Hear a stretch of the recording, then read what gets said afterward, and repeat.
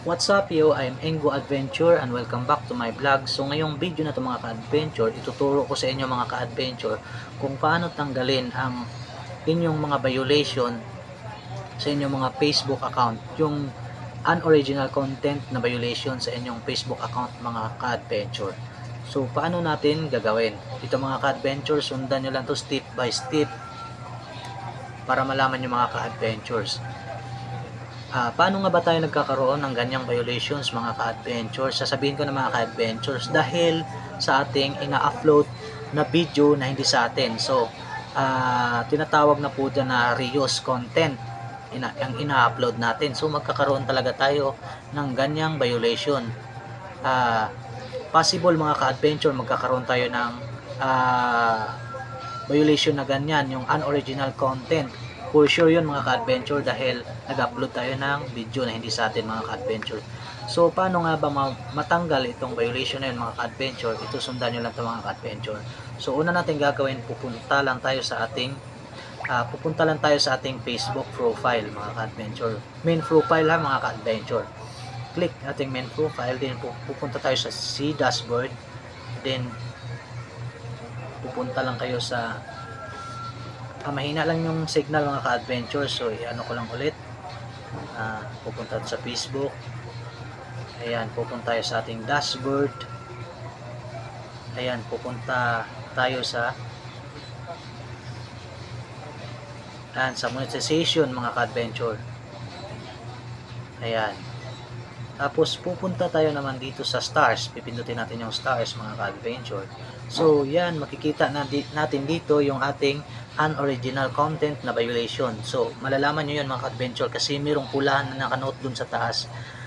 Sinasabi doon, monetization is limited.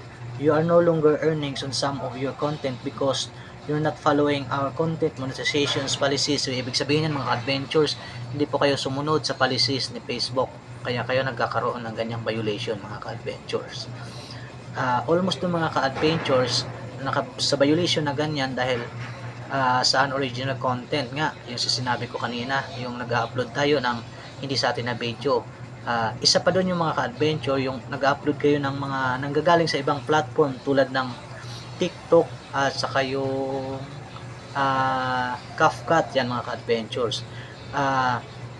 Pag nag-upload tayo ng galing dyan mga ka-adventures, so kailangan tatanggalin natin yung watermarks kasi madidetect po yun ni AI sa Facebook. Yan, kaya tayo mababiolation ng ganyan mga ka-adventure. So mga ka-adventure, paano nga ba tanggalin yung ganyang violation?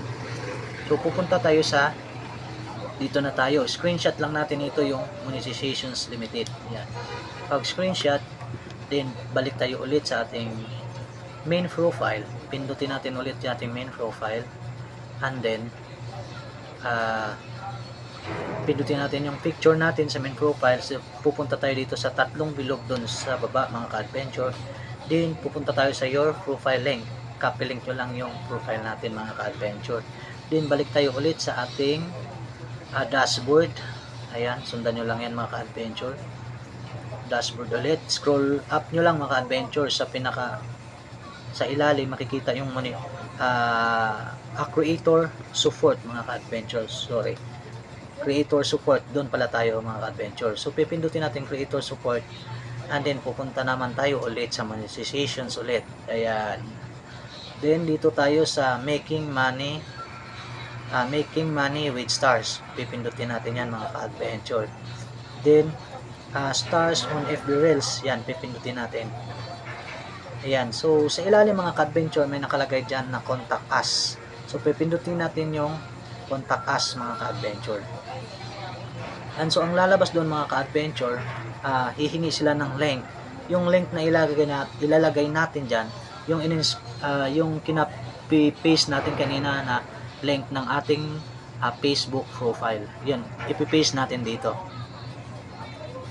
Ayan, so naka-paste na mga adventure. So type of issue, yan meron dyan nakalagay na type of issue. So dito naman tayo pipiliin natin yung demonetizations and appeals. So dito tayo sa pinakalas, pipindutin natin yan. Ayan mga ka-adventures. Ba't ka nagkaganito? Balik lang natin mga ka-adventure. Napindot na natin yan mga ka-adventures, yung demonetizations, yun yung pupunta tayo sa, may nakalagay dyan sa ilalim na choose files. Ayan, ilalagay lang natin yung screenshot natin kanina na picture.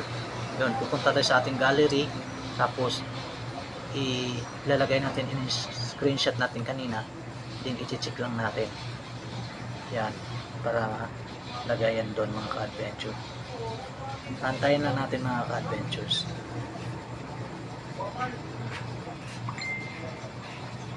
Then, pag nakuha na natin yung in-screenshot natin kanina mga ka-adventure, ayan na siya, nakalagay na sa mga ka-adventure.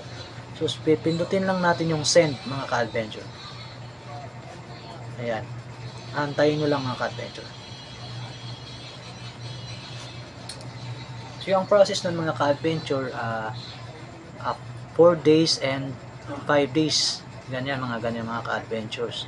Ayan yung lalabas pag pindot natin mga ka-adventure. Ayan, mag-message lang ulit sa Facebook kung okay na yung issue natin. Ayan mga ka-adventure, aantayin lang natin yung 4 na araw mga ka-adventure. So i-update ko po kayo ulit kung okay na yung channel ko, yung account ko po mga ka-adventure, Facebook account. Ayan lang po mga ka-adventure, sana may natutunan kayo sa aking video na to, and huwag nyo kalimutang mag-follow sa aking page mga ka-adventure. And maraming salamat mga ka-adventure.